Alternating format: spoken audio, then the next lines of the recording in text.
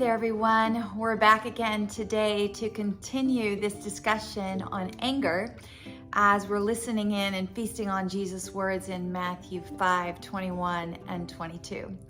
And I imagine, if you're anything like me, that you have had a lot of thoughts running through your mind and specific relationships that maybe have some challenges for you, and places where you've been angry and wondering, how do I work this out with the Lord, and talking to him about that. And I want you to know, I think all of that is good. It's all good. That's where change happens on the inside of us. That's where the strength grows to be able to live in righteousness and really be able to lean into the Lord, who is our portion, and partake of him and get our expectations off of people and onto the Lord, who is more than able to fill every need and every heart cry that we have. So I just encourage you in that. Keep talking to the Lord. Keep resting in him as you're talking to him and listening to him. And, we're just having conversations. We don't have all the answers, but we're having conversations. So we want to jump back into this conversation about Jesus talking about anger, and we're going to do that today. So the other day, I talked to you about the 3 progressions of anger, and then we've thought about the liability and the guilt of anger. And today, I encouraged you to take it back to the Beatitudes and to see how those Beatitudes can really be a safe place and a pathway for us to walk in and live in the kingdom, to keep us from falling into the snare of these 3 progressions of anger. See, we don't even want to land ourselves in a place where we are living in a posture of anger towards someone. If we are, we need to allow Jesus to purify it so it doesn't progress its way into even more destructive patterns of thought and postures of heart. But how do we do that? Well, hang with us, right? Stay in it, stay in the conversation, because Jesus is going to continue to give us answers and to give us things to think about and to test out and try out as we're walking in this life with him. And today, those specific answers really came from the Beatitudes. So I want to spend a few moments talking to you about that. See, during our spiritual food aim, I had you look at certain Beatitudes that could counteract the struggle of each one of those progressions. And probably what you saw is that many of them could, and in different ways. Now, I'm not going to work through each progression and give you specific answers, because depending on what you're dealing with, maybe even now in the moment, a relationship struggle or what, it might be a different one of those Beatitudes that you need to grab hold of and really make sure that you're living in. These Beatitudes are so powerful for so many things. Just yesterday, I had a conversation with a woman who I had spent some time with back in the fall, teaching about the Beatitudes, and I hadn't seen her in months. And she was telling me about a situation that came up in her life. And oh my goodness, she said how the Lord used those Beatitudes. And I believe that. I was so excited to hear that. And I believe they're very powerful, especially for these places of anger. They just bring us down into places of the reality of truth, the reality of the gospel, the reality of our position in the kingdom, the reality of what Christ is calling us to live in. So let me just talk you through how I see them making connection. And hopefully this will just reinforce it in your own mind, or maybe even give you some broader thoughts about it to consider. For instance, the first Beatitude is, blessed are those who are poor in spirit. Sometimes when we become aware that we have landed in one of those progressions of anger, if we really want to seek the Lord in his ways and know that that's not a good place to be, we don't know how to get out of it. I know I've been there quite a bit of times. And I have to really cry out to the Lord. I've been on many a prayer walk where I've said, Lord, I'm so poor in spirit. I have no idea how to get out of this. And I needed him to remind me and give me a word and remind me of the truths that he's taught me, and even break open new revelations. He did that for me just today, actually. Gave me new revelation that I'm going to be sharing with you in the next few days. So He's so good. We come to him poor in spirit and just acknowledge, Lord, I am angry. I've landed myself in this place, and I know this is not a rich place for my spirit to be. I don't want to be here, Lord. Show me how. Lead me out, God, into a better place. That's the first beatitude. What's the second beatitude? That mourning. Blessed are those who mourn, for they shall be comforted. You know, sometimes our anger really is a righteous anger. Like we see something going on in someone's life, or, you know, we see an injustice that's being done, and we don't really have any way to deal with it. You know, sometimes in our poverty of spirit, we also need to just go to the Lord in that morning and say, God, this is just breaking my heart. Instead of, you know, boiling in that anger, we take that mourning to him. And what does he say? That he will comfort us. Because there are times that our anger is well justified, right? But it doesn't mean we're supposed to stay in it. God has a better way. He has the gospel. He's going to continue to break that open to us. What's that third beatitude? Blessed are the meek, right?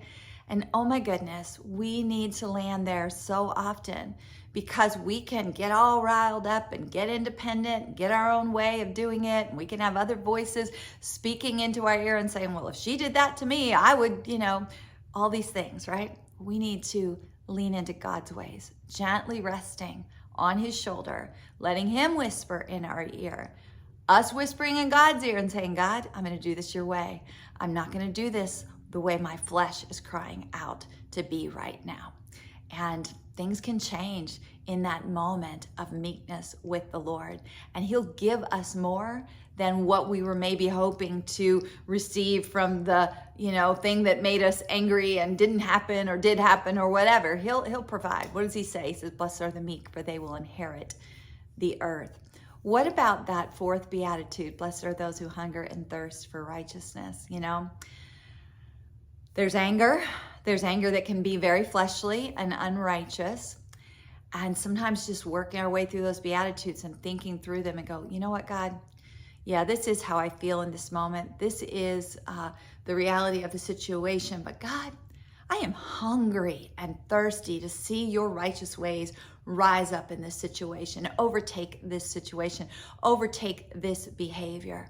God, I am hungry to know how to move in this in a way that you can bring about good, and you can do something that's godly and righteous and brings about redemption in this situation. You know, we hunger, we thirst for righteousness. We get ourselves in check when we come to the table and say, God, I'm so hungry.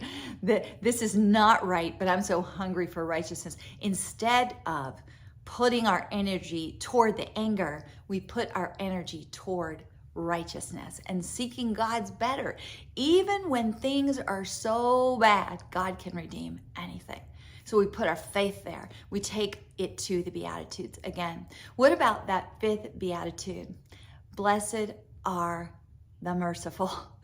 I think this one is probably one we just need to have like just planted on our forehead all the time in our heart, because we can be so quick to anger.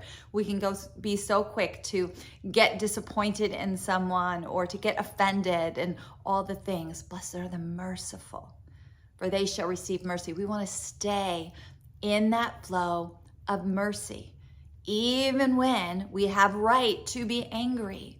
Yes, we might be angry at the action, but the merciful heart toward the person.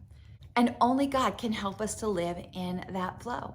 Because what happens when we come to him and posture our heart in mercy, the Holy Spirit reminds us of the mercy that we have received. We get in that flow and we're reminded and we're humbled, right?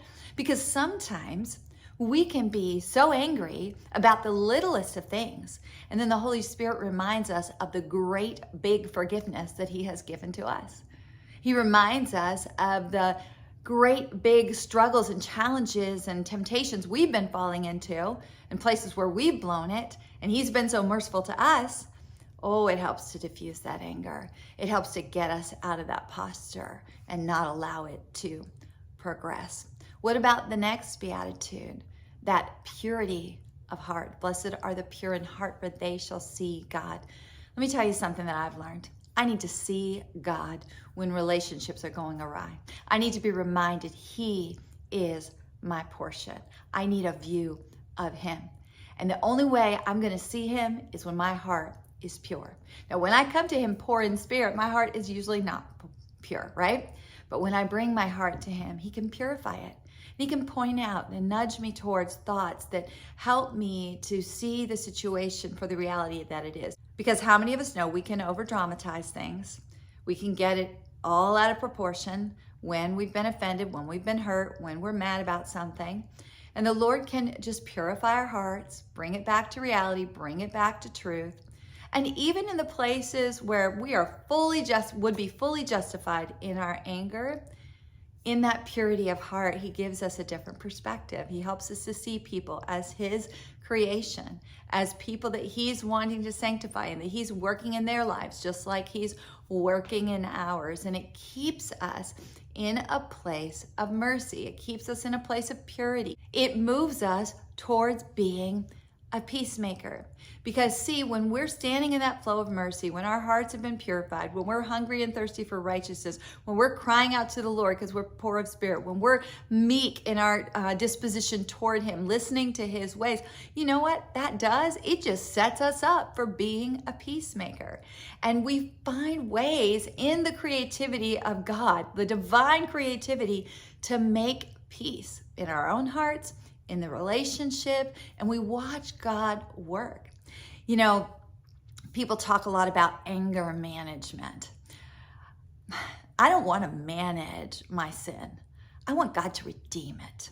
And I've seen Him over the years redeem the anger that resides in my heart sometimes, or that can spring up in my heart sometimes. It's not to say that it never still happens, because it absolutely does. You know, we continue through life and new situations happen, but I have seen God redeem the anger, not just manage it, redeem it.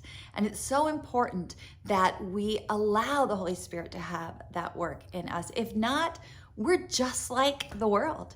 We're not living as kingdom citizens. God has a better way for us to live.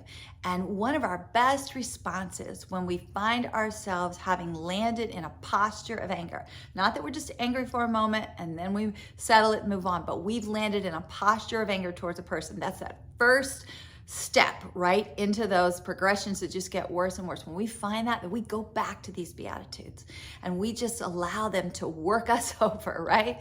And take us into a place of living as Jesus would call us to live.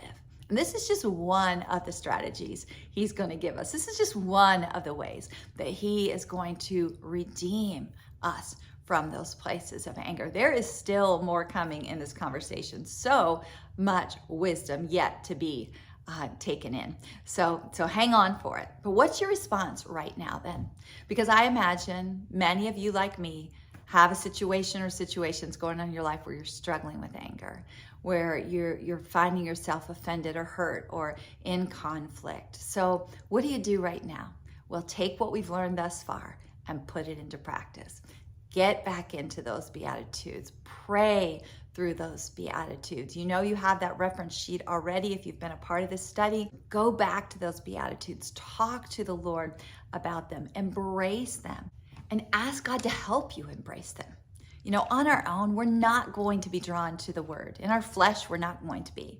But in the power of His Spirit, we can be drawn to those Beatitudes, and the Holy Spirit can just bring them back to remembrance for us.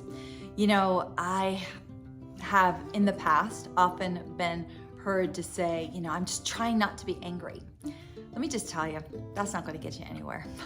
It's not going to help. The more you try to not be angry, you're going to get more and more angry about situations. And I know some of us have a quicker fuse than others, but trying not to be angry is really not a good posture of heart.